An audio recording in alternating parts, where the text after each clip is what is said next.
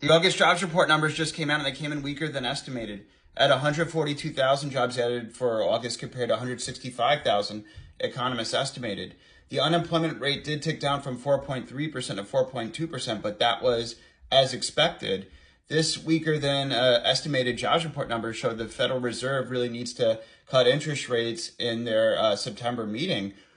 This will perhaps increase the odds of a 50 basis point cut, making it almost 50-50 or even odds on whether or not they'll do a 25 or 50 basis point cut. I still think they'll opt for 25 at first because they don't want to show the message that the Federal Reserve doesn't have the labor market situation under control. This is the 142,000 jobs is still stronger than the 114,000 jobs added in July. However, that number was actually revised down to 89,000 jobs. So the July number was weaker than estimated.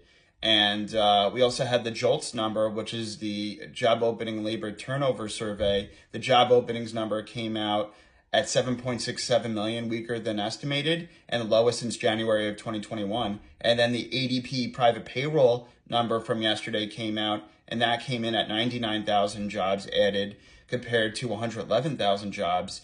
That's 111,000 jobs estimated. That's also the lowest level since January of 2021. So the labor market is weakening. The Federal Reserve will pretty much guaranteed give an interest rate cut. The debate is if they'll do a 25 basis point or 50 basis point cut. I think they'll do a 25 basis point cut, but give really dovish language. I think they would rather do that.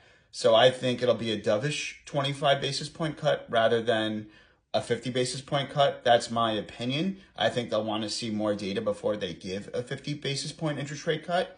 And then I also wanted to talk about the market implications of this. I think that before this data came out, the market was really selling off this morning in the futures.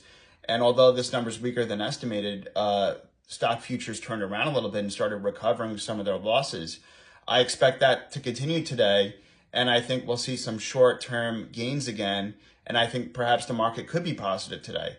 Obviously, let's see what happens. But I think, at least in the short term, I do expect a short-term bounce from this because at least we have clarity, which the market was looking for, the clarity of this August jobs and unemployment report number. I also wanted to talk a little bit about Tesla.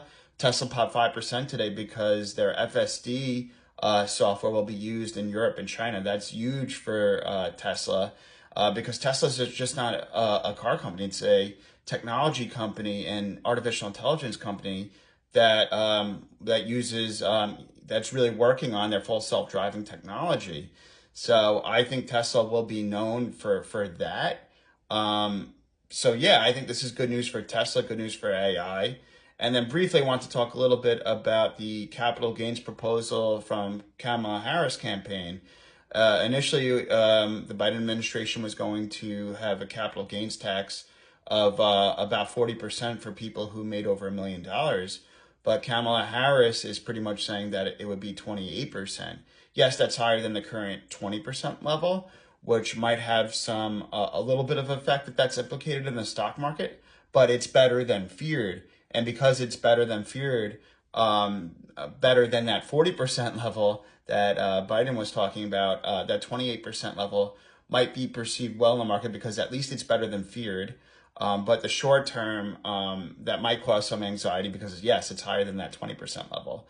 Mark Cuban went on CNBC yesterday and he had some good news in the sense that, he talks a lot with the Kamala Harris campaign because he's a big donor to that campaign. And he's pretty much saying that there was a lot of fears that the Harris administration would tax unrealized gains for people people who made over $100 million or who had $100 million net worth. And he's saying that that's likely not going to be the case. And I think that's good news for the markets because if that was the case, that might cause, that wouldn't be great for the market. That would kill the market, in my opinion.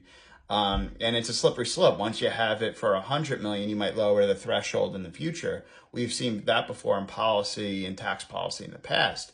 So I think that's good news.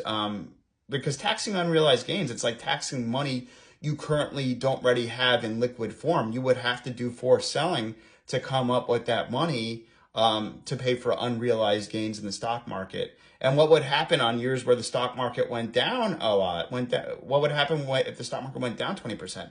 Would you be entitled to get that money back? So I don't necessarily think that taxing unrealized gains is a good idea. Good that Mark Cuban agrees with that. And it seems unlikely that that'll happen in the stock market. That'll likely give investors some ease because that's not on the table, or probably won't be on the table, as that probably won't pass Congress. And good to know about that 28% capital gains, although it's higher than the 20% rate. The fact that it's not Biden's proposal of 40% is good news because it's not the worst case scenario. So that's my take on that.